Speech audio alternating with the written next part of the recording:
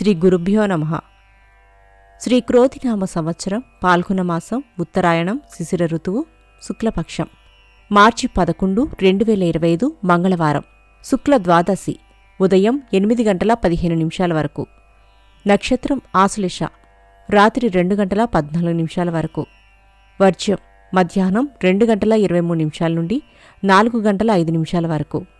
దుర్ముహూర్తం ఉదయం 8:51 నుండి 9:39 వరకు. మరలా రాత్రి 11:10 నుండి 11:58 వరకు. రాహుకాలం మధ్యాహ్నం 3 గంటల నుండి 4:30 వరకు.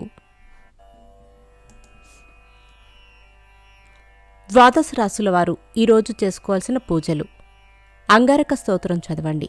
పసుపు ఒత్తులతో అష్టమూలిక తైలంతో దీపారాధన చేయండి. ద్వాదశ రాశులు: మేషరాశి వృత్తి వ్యాపారాలలో లాభాలు పొందుతారు. నూతన వస్త్రాలు కొనుగోలు చేస్తారు. వృషభరాశి అనుకోని విధంగా ఖర్చులు ఎదురై చికాకులు పెడతాయి. పుణ్యక్షేత్రాల సందర్శనం.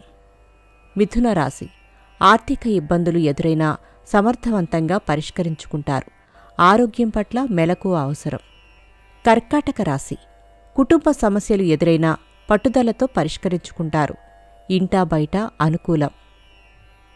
సింహరాశి వృత్తి వ్యాపారాలలో ఆటుపోట్లు ఎదురైనా అధిగమిస్తారు.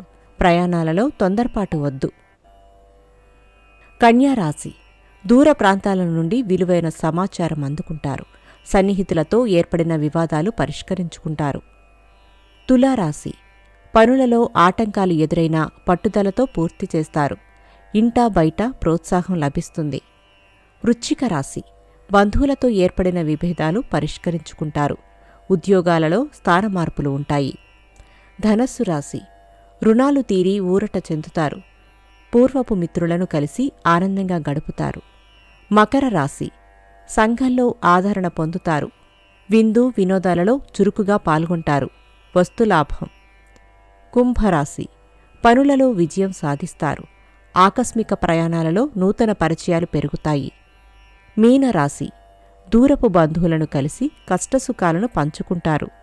కొత్త విద్యలపై ఆసక్తి చూపుతారు. స్వస్తి.